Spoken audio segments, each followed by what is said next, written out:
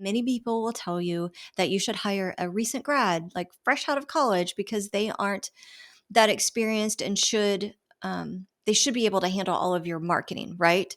But what they don't realize is that most new grads don't have the knowledge or expertise to oversee like audience strategy or marketing strategy, writing content, design, website design, graphic design, search engine optimization, social media management, and about a million other things. In fact, no one person can be an expert in all of those areas. And if someone actually tells you that they are, that's a giant red flag for us because nobody can be experts in all of that. Hey there, you're listening to the Priority Pursuit Podcast, a podcast dedicated to helping small business owners define, maintain, and pursue both their personal and business priorities so they can build lives and businesses they love. We're your hosts, Victoria Rayburn and Kelly Rice, and today, in celebration of this being our 100th episode of the podcast, we are breaking down the most frequently asked questions we receive at Treefrog about small business marketing. Now, guys, in all honesty, this is an episode that could last for hours. It might be a long one. We're going to try to keep it short. But if you've listened to any of the other 99 episodes of Priority Pursuit, you know almost nothing lights us or the rest of the Treefrog team up more than getting to help small businesses get to the next level or finally reach their business goals through strategic marketing. However, to keep this episode concise and helpful, today we'll answer the 7 most frequently asked questions about small business marketing in hopes of giving you clarity and direction for your own marketing strategy. Now, let's dive in. And Kelly, I am going to let you handle the most common question we are asked, and that is, what should my marketing budget be as a small business? And this is a great question. And the answer really is it depends. And I know that's a political answer and people don't like that, but it really does because every business is different and they have different goals. So, that being said, according to the US Small Business Administration, small businesses wanting to see consistent growth should actually spend around 7 to 8% of their revenue on marketing, and mid-sized businesses, which we consider would be those making like 5 million but less than 50 million a year, those guys need to invest around 10% of their revenue into marketing. Now, how you spend your marketing budget is largely dependent on your business goals. While we always recommend using budget to create your foundational marketing items, such as clarifying your message and utilizing funds to develop the foundational items, like in what we talk about in the marketing flywheel system. And well, I think we actually are going to discuss that later. But Oh, yes, like my yes. brain's going like 100 miles an hour. It's like, these are all the things you need to know. Right. Like we But said, guys, we're going to try to keep this episode short yeah. and sweet, but it's hard. But the idea is spend money to clarify your messaging and then develop the things that you need to do the flywheel marketing system. Because what you do within this plan and how you allocate your budget will depend on your business goals and your ideal customers. So for many small businesses, the best areas to allocate budget include clarifying your message. We've only said that 3 times in the last 30 seconds, but that's big. Or hundreds of times in the last 100 episodes. But right. Building a lead generating website, and you can do that by utilizing the marketing guidance statements that you create when you're clarifying your message. Implementing foundational SEO practices, such as online directory submissions, making sure that you're tracking information in Google Analytics, submitting information to your Google, getting information from your Google Search Console, submitting your website sitemaps, updating and even verifying your Google My Business. And if you haven't done that, that's the first thing that you need to do from an SEO perspective to make sure that Google knows that you are a viable business. And then also things like SEO-based blogging. Building a lead generation system that consists of a way to give people information in exchange for their email, because then you can strategically follow up with them after they have completed your form or done the thing to where you can or you get their email address so that you can continue talking to them, because you have to have a lead generating system that starts with awareness content in order to get them to become actual buying customers. So lead generation is big. So spending money in that flywheel process about that is going to be something that you eventually want to do. But then also hiring an in-house marketing manager to handle select marketing duties, such as like email marketing, organic social media. Organic social media has become one of those things that it doesn't necessarily make a lot of sales. Wow.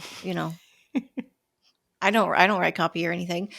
It doesn't make a lot of sale aspects of it. It's like when you see something on Facebook and they're like for sale, and you're like, it's not for sale, it's for sale. Whatever.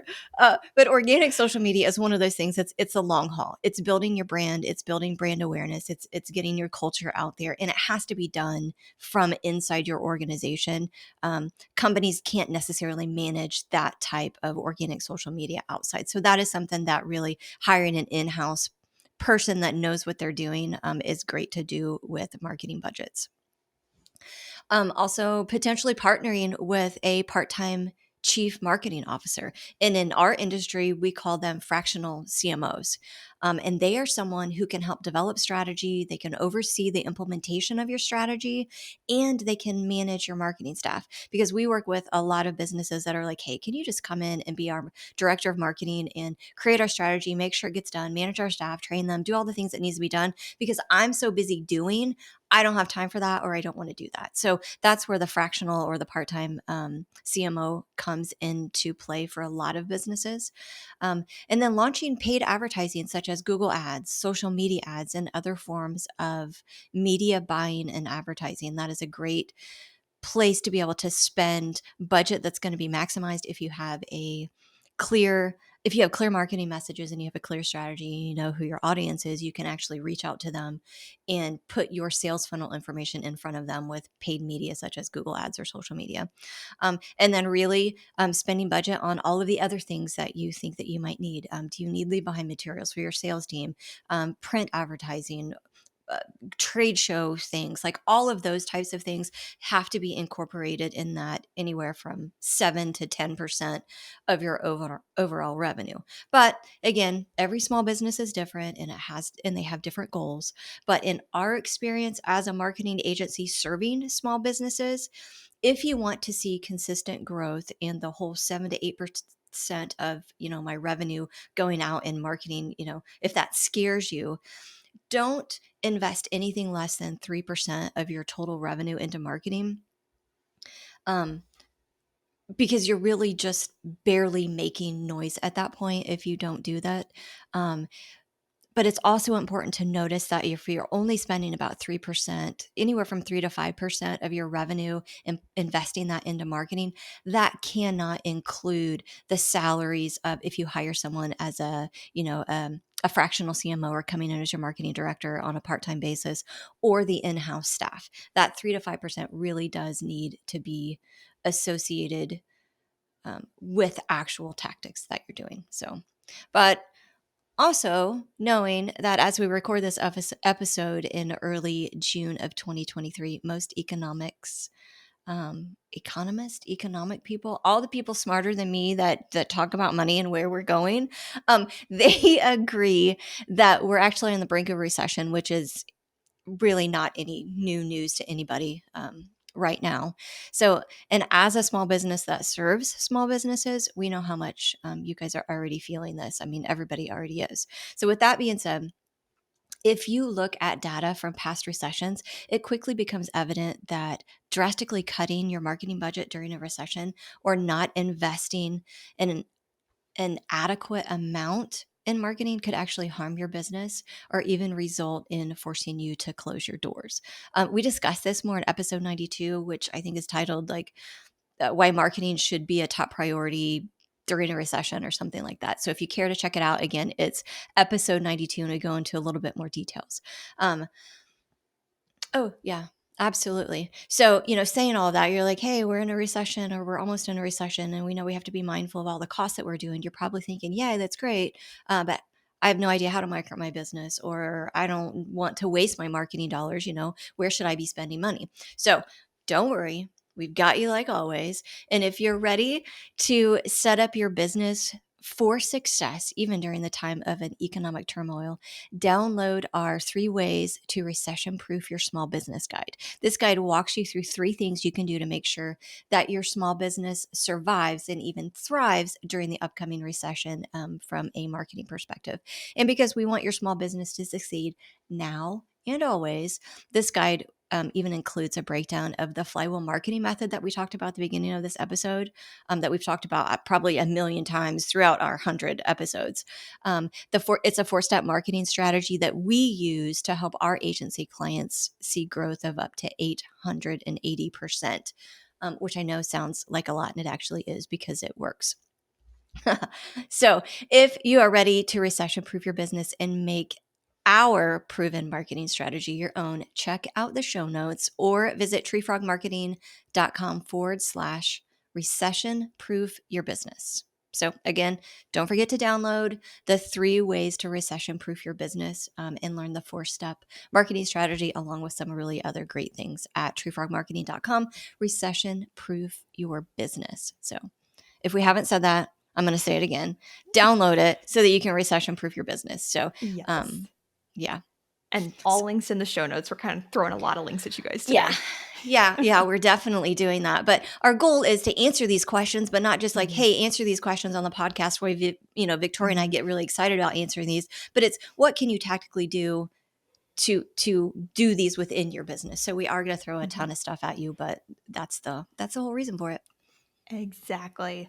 Yeah. Speaking of budgets, another question that we're often asked is if we have a limited marketing budget, where should we start with our marketing? So, if you have a limited budget or if you are just starting to market your business, the first thing we recommend investing in is your marketing flywheel. Kelly's already talked about this briefly. I'm going to break this down just a little bit further.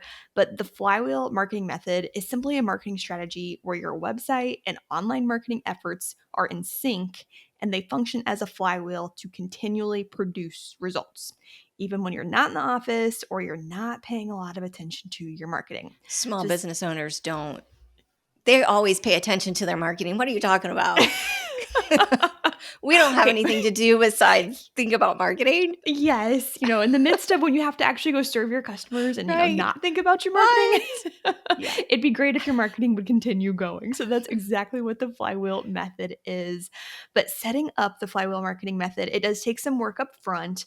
But guys, once it's in place, your marketing is more or less going to continue to work on its own, just requiring minimal maintenance, which is again ideal for busy small business owners. So the flywheel marketing method includes 4 phases. 1, understanding your audience and creating clear messaging. 2, building a strong foundation with a strategically built SEO optimized website.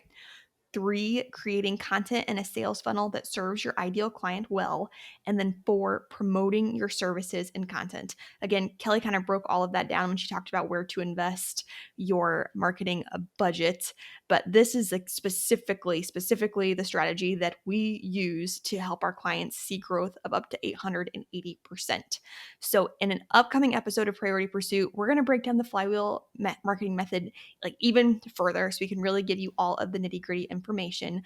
But for now, you can find a written version of the strategy in our 3 ways to recession proof your business guide in the show notes, or again, Kelly's already said this link like 15 times. I'm gonna give it to you one more time at treefrogmarketing.com/recession proof your business.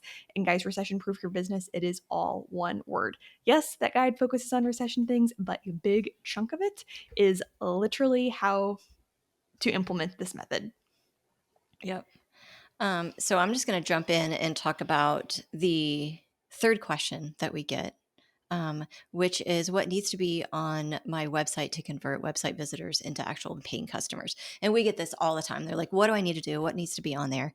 And your website is by far, as a small business, really as any business, is your most powerful marketing tool. So that said, it isn't enough though to just have a website. Your website needs to serve your ideal clients well by helping them quickly and easily understand what you offer, how you can help them solve their problem, and how they can work with you. So to accomplish this, there are 8 things your website needs to include in order to be successful. So the first is clear messaging. And we've talked about this, I think, in many different episodes, but we're still going to go back to it because it is really important. So clear messaging, which is the communication that your ideal customer can understand quickly and easily, is the key to successful marketing, because we know your marketing cannot be successful without clear messaging. We put together a free mini course on how you can create clear messaging by writing your own marketing guiding statements. These statements will be the foundation you'll use to write copy for your website, blogs, sales script, social media, and marketing campaigns. And literally, really anything with words on it, you're going to use your marketing guiding statements to be able to do that.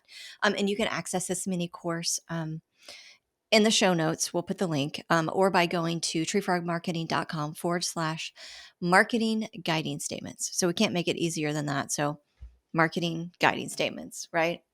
So the second thing that you need is a clear header. So at the very top of your homepage, you have less than 5 seconds to tell people exactly what you offer in a way that they can understand, really ideally in 3 seconds or less. You have about 5 seconds, but the less amount of time that you use to get to convince them that you know what you're doing, that will be better. So your website, doing this, your website visitors will immediately know if you offer what they're looking for and if you can help them. And this will cause them to continue to scroll down your page, which is what we want them to do.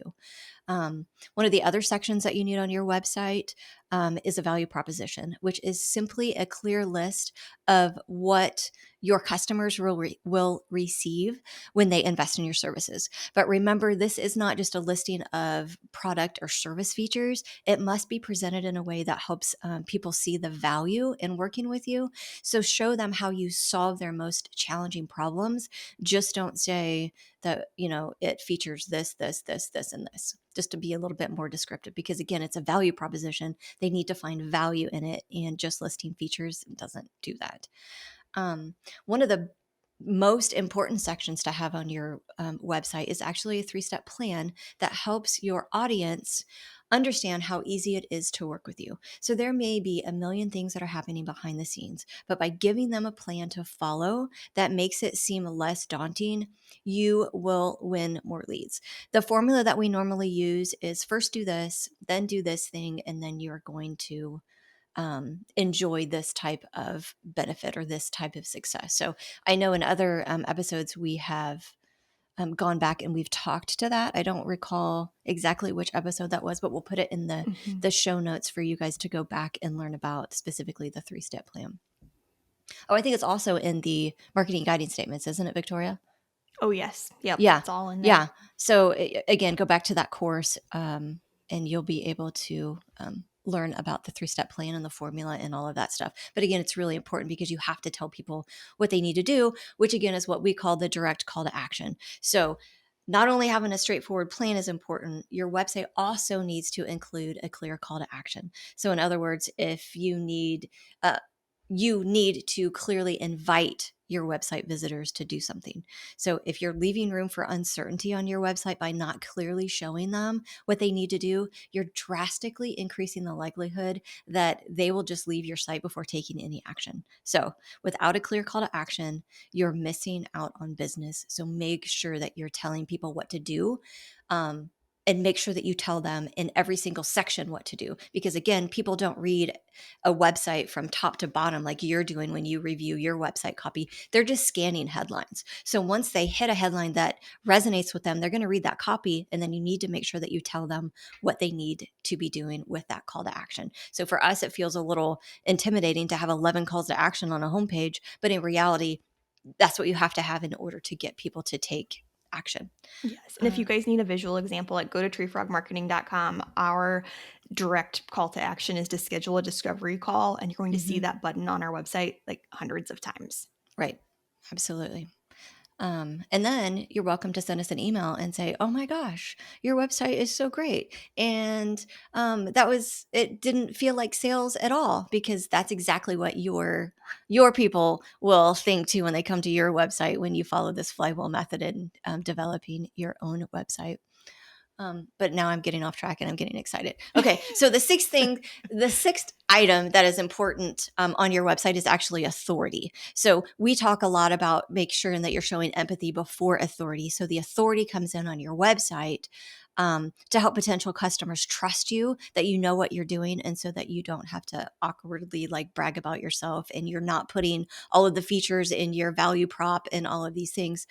We recommend testimonials from happy customers throughout your website to help you establish authority. Another thing you could do is that if you've worked with big brands, big companies, something like that, you can always put their logos or something like that. But as authority, we like to hear that other people have had a great experience, or you've helped them solve problems or do something like that. So that's where your authority actually needs to come in, is through testimonials.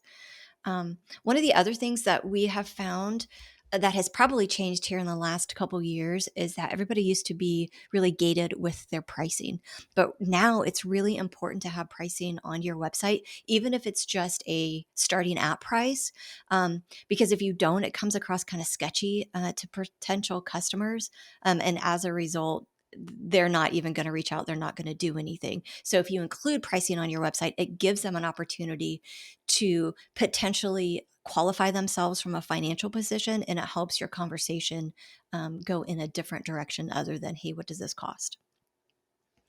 And you found that too for a lot of photographers as well, right, Victoria?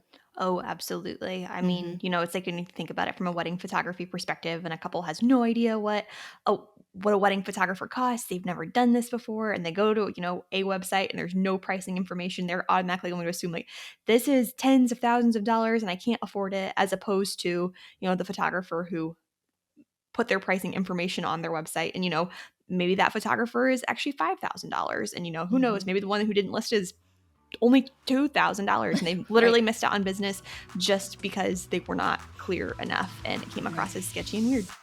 Photographers, would you love to spend less time behind your computer and more time shooting with your loved ones or doing literally anything else than editing? If so, it's time to outsource your editing. Now, I know what you're going to say. I can't outsource my editing. An editor won't be able to match my style. But friend, I'm here to tell you that you're wrong. I've been working with Photographers Edit for years, and their team of experienced editors match my editing style perfectly because 1, they took the time to get familiar with my preferences and brand. 2, they look at the sample edits I include in each Lightroom catalog. And 3, they allow me to submit feedback after every project, so the next time we work together, things are even better. Outsourcing my editing to Photographers Edit has drastically streamlined my workflow. I mean, after I shoot a wedding or a session, I simply cull the images and mark the photos I want to blog using Aftershoot. Then I create a Lightroom catalog, only edit the photos I plan to blog and share on social media. I add a green label to the photos I edit, share the catalog with Photographers Edit, and they use the photos I mark in green as samples to finish editing the remaining images. From there, Photographers Edit sends the catalog back to me within a few days. I review the images, export them, and share my clients' galleries with them. Outsourcing my editing has given me the freedom to spend more time with Zach and Hattie, go to bed at a reasonable time, better serve my clients, and work on projects I'm excited about, like this podcast.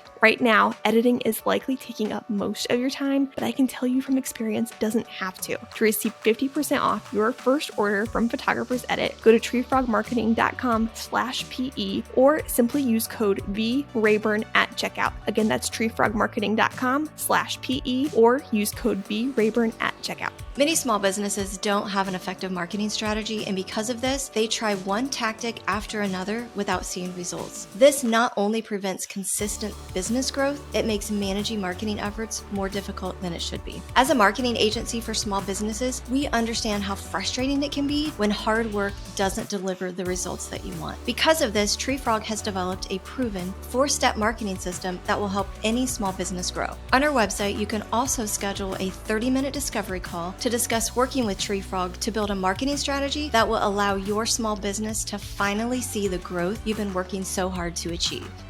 But last but not least, your website needs to be user-friendly. I mean, this is a given. Most people know that. You know how irritated you probably have been when you've gone to a website and you're like, I can't find anything, or there's so many things on here. I don't know where to go or what to look, or I don't know what they do. So it has to be user-friendly. They need to be able to find exactly what they're looking for quickly and easily before you lose their attention and they leave your website. Because remember, you have like less than 5 seconds to be able to capture their attention. So you want to make sure that your website is cohesive with your brand. It has clear and concise messaging, and it doesn't require users to do a bunch of clicking or detective work to find the information that they need. So again, when built strategically, your website is your most powerful marketing tool, and it sure should serve as a 24/7 salesperson. If you include the 8 items that I just mentioned, you will almost without a doubt have a website that helps you meet your business goals. Um, so, Victoria, do you want to?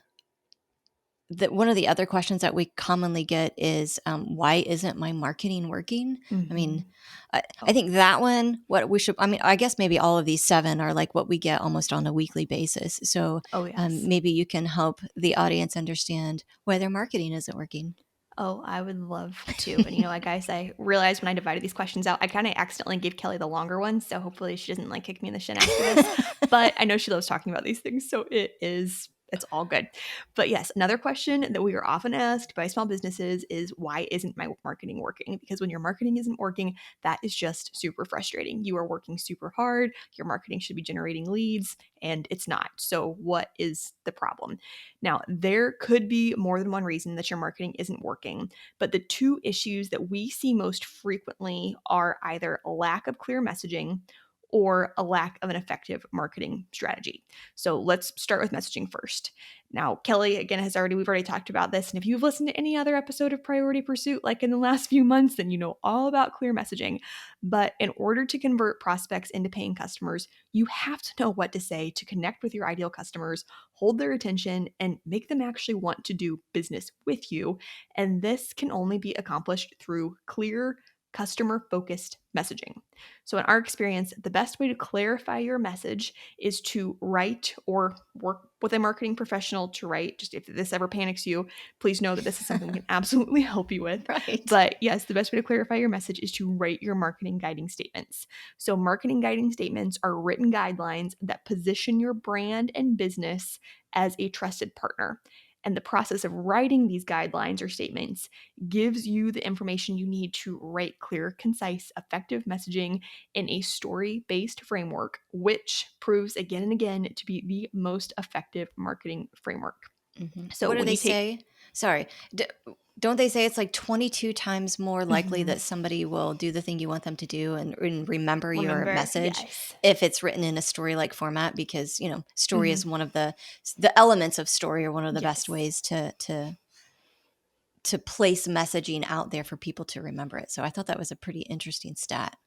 Yes, absolutely. Mhm. And I mean, it's like, and guys, like that's should never be surprising. It's like, I don't know if you like think back to like, what did you study your sophomore year in history class? Like, I couldn't tell you, but I do remember my sophomore teacher telling me this terrible story where he's like 20 years old and eats pecan pie for the first time and finds out he's a diabetic. And like, that has like, didn't help me on the SATs or the ACTs or anything at all. But like, it was a story that I remember. Again, I couldn't even tell you what subject we actually studied that year, but that is what stuck with me. Right? And you remember it was in history class your Yes. sophomore year and all of these Hmm. non-relevant things, but because he told a story, it stuck with you. Yes, Yep. exactly. So yes, guys, story matters. Mhm. And it most definitely matters in your marketing guiding statements. And that's why we use marketing guiding statements, write them a story-based framework. It's going to make your marketing so much more effective and your business so much more memorable. But yeah, so marketing guiding statements, they're written guidelines that position your brand and business as a trusted partner. And when you take the time to write your marketing guiding statements as you work on your writing website copy, blog posts, social media posts, or developing any other kind of copy or content, you're going to refer back to these statements to make sure that everything you are producing for your marketing is first and foremost customer focused, like rather than braggy or salesy, and then that it also has the power to convert your ideal customers. So essentially, think of your marketing guiding statements as the GPS of your marketing efforts. Once you write them, as long as you follow them and actually use them, you'll get where you want to go. So, in other words, your marketing is actually going to work because you aren't just going to be spouting out all kinds of randomness on your website and via social media when you have time. You will actually know what to say to convert your ideal clients into paying customers. Now, because we know that small businesses marketing cannot succeed without clear messaging, we did put together a free mini course, which Kelly has already talked about, all about how you can create clear messaging by writing your marketing guiding statements. And you can access this course via the link in the show notes or by going to treefrogmarketing.com/marketing guiding statements.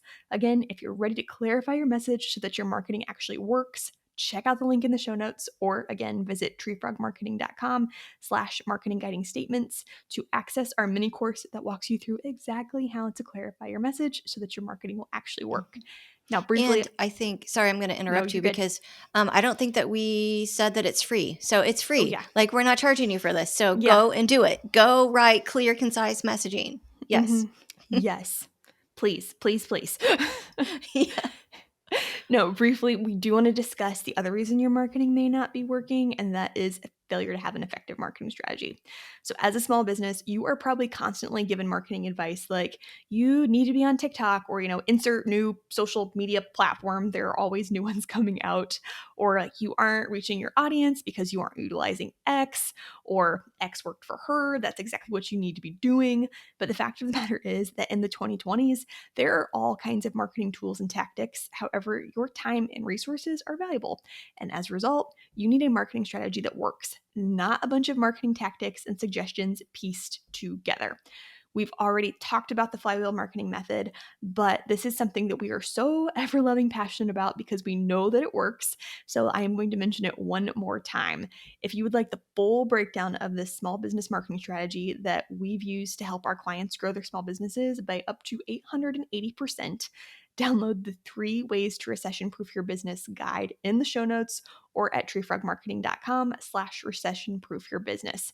This guide breaks down the strategy in full, and whether you want to be all gung ho and get every piece implemented yourself, or you need to outsource different parts of it, you're going to know what you need to do to build a solid marketing foundation and to have a marketing system that works while you are focusing on the other important aspects of Mhm. your business. Mhm. And something else that we're asked at least on a weekly basis, it feels like more of a daily basis now, is when is it time to hire someone to handle our marketing? And should we hire someone in house or should we work with like an agency or a freelancer? And you alluded to this. I mean, small business owners are so busy that uh, it just makes sense, but they don't know when the right time to do that. And that's actually why it's one of our favorite questions, because if you are currently contemplating outsourcing your marketing or adding to your team, it likely means that either your business is doing so well that you're busy and you need to take a few things off of your plate, or that you're ready to just kind of move your business to the next level. And both of them are tremendous places to be. So if you want to dive deeper into this topic, I highly recommend going back and listening to episode 98, 3 signs it's time to outsource your marketing for small business or small business marketing, something like that.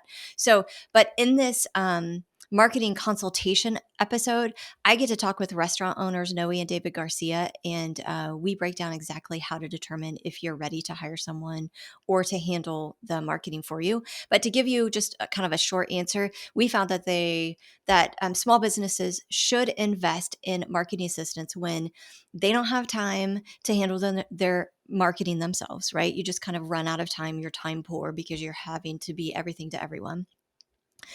When their marketing efforts aren't effective or delivering the results that they need. You might be doing a little bit of this, a little bit of that, and it worked for a while, but now it's just not developing, not generating the leads. It's not giving the consistency that you have anymore. So it's just not as effective as it needs to be. And you kind of need to reevaluate that. And then third is when you have financial stability and you can afford to invest in more personnel, whether that's an in-house or an agency. So now, we know that knowing when to hire and who to hire can be a difficult decision. And many people will tell you that you should hire a recent grad, like fresh out of college, because they aren't that experienced and they should be able to handle all of your marketing, right? But what they don't realize is that most new grads don't have the knowledge or expertise to oversee like audience strategy or marketing strategy, writing content, design, website design, graphic design, search engine optimization, social media management, and about a million other things. In fact, no one person can be an expert in all of those areas. And if someone actually tells you that they are, that's a giant red flag for us because nobody can be experts in all of that. Yes. And I we mean, aren't that's experts. Like Kelly, you and I are not experts in every like piece of this. It's right, like this is why we have a team.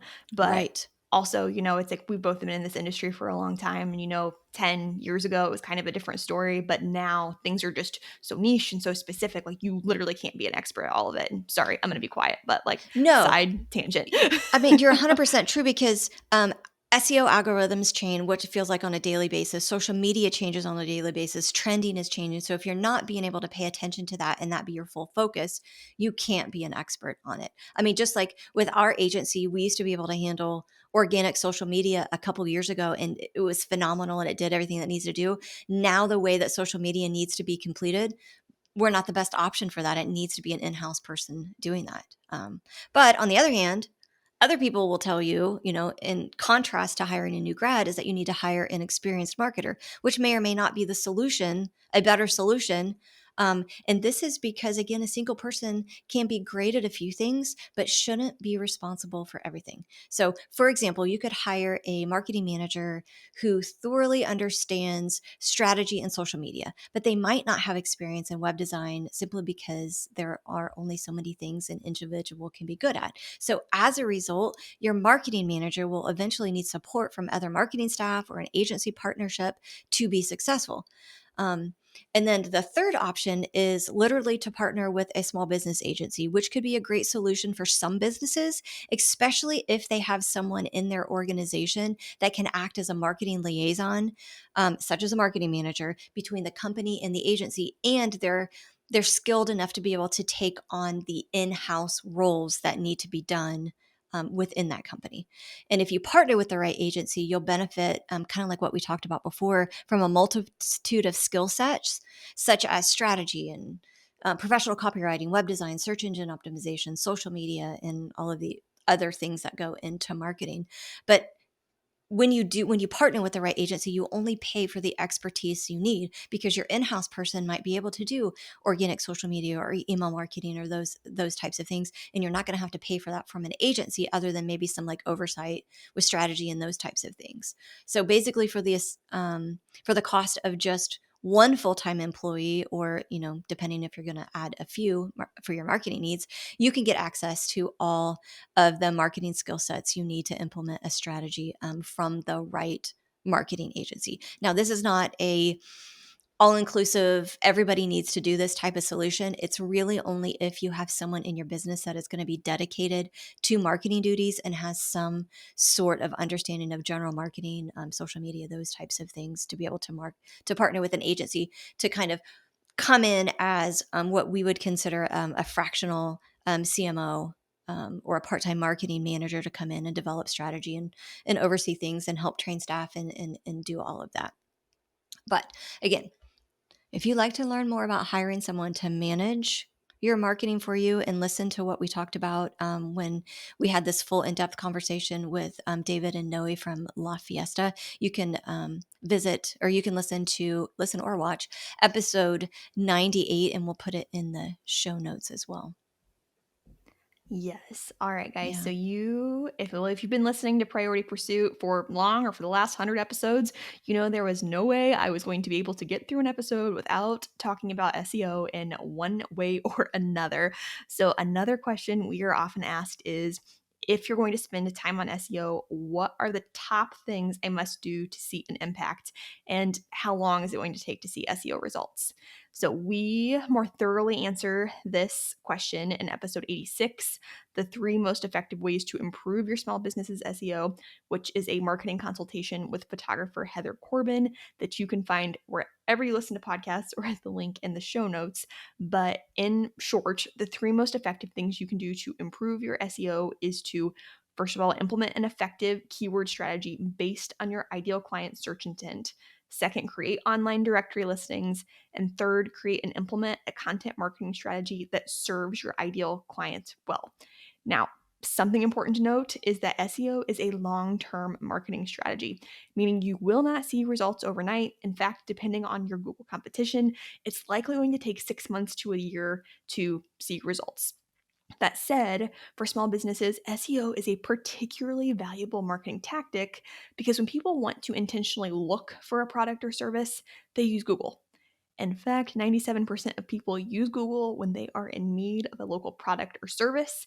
And as a result, if you do the work to get your website to the first page of Google, you can consistently get your website in front of people who are actively looking for your services and who are likely ready to invest, which, guys, as small businesses, we know like that is amazing. Like it really doesn't get any more strategic than that.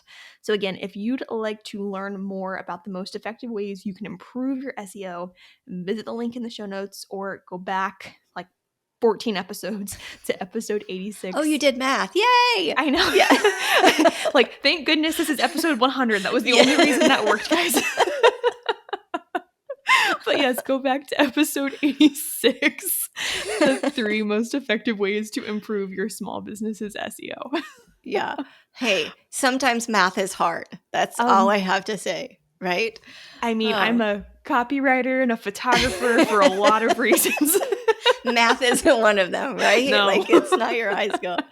Oh, God. Oh, Well, but we Kelly, talked. let's move on to the very last question. Yeah, I was gonna say we've talked a lot, and we told you earlier that this was going to be a long episode, and we're sorry, not sorry for this, but this is the last question that we're going to talk about in this episode. And we're often asked, how do you effectively market two services with two different audiences? And I have to say that I absolutely love this question. So essentially, if you're marketing multiple products or services to multiple audiences, you'll need to have separate messaging and strategies for each. So if you follow the flywheel marketing method, this means you'll need to have marketing guiding statements for each, SEO optimized pages for each, content for each, sales funnels for each, and a promotion strategy for each. Now, after we explain this, we're often asked, do I need separate websites for these audiences? And do I need a separate social media accounts for each audience? But as long as your services are semi-related, there isn't a stark and there isn't like a stark disconnect between the audience. Our answer is typically no. For example, if you're a photographer who offers both wedding and newborn photography, you can share about both weddings and newborns on your website and on social media. And in fact, this will likely be to your advantage. After all, newlyweds hopefully will likely become new parents just after a few years after their wedding. So you kind of have a captive audience that already knows, likes, and trusts you to kind of transition to your other services. Or if you're an auto detailing business and you decide to start offering window tinting, your audience for each may differ slightly. However, both audiences, those needing both auto detailing and those wanting window tinting, are still vehicle owners who may be interested in both services from you.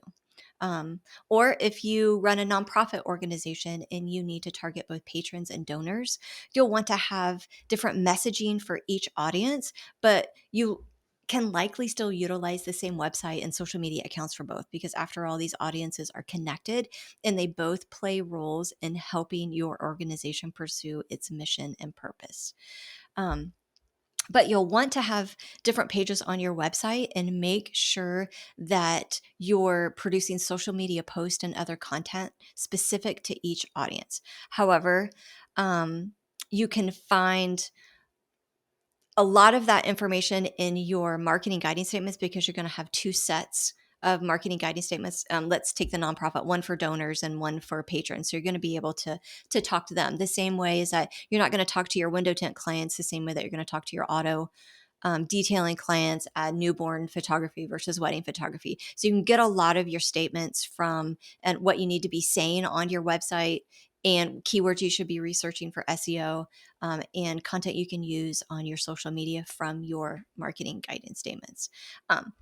But on the contrast side of that is if you're a wedding photographer who also happens to do auto detailing on the side, these services and audiences are entirely different. And as a result, we always recommend starting two different businesses with two entirely different marketing strategies, websites, social media accounts, and all of that. So now in terms of how much money you invest in marketing each product or service and how much content you create around each of these products or services, we highly recommend considering the desired revenue percentage for each. For example, if you want auto detailing to be responsible for 70% of your business income and window tinting to be 30%, dedicate 70% of your marketing budget and content to auto detailing and 30% to window tinting. So it just kind of makes sense that way. So if you have those similar audiences, you can break up those strategies. You probably need to break up your budgets the same way. So I hope that kind of brought a little bit of clarity to that, because similar, you don't necessarily need um, like separate social media, separate websites, and all of that. But if they're drastically different, you absolutely do. The other caveat is that if you're splitting businesses off, and this business is going to be called like brand name this or brand name that, even if it's under the same business, that's when we would also consider the different social media and website and all of that. But that's kind of a different conversation. So welcome to the somewhat end of our 100th episode. Yay, made it. Yeah. Guys, whether you have tuned into all 100 episodes of Priority Pursuit or this is your very first time listening, thank you so much.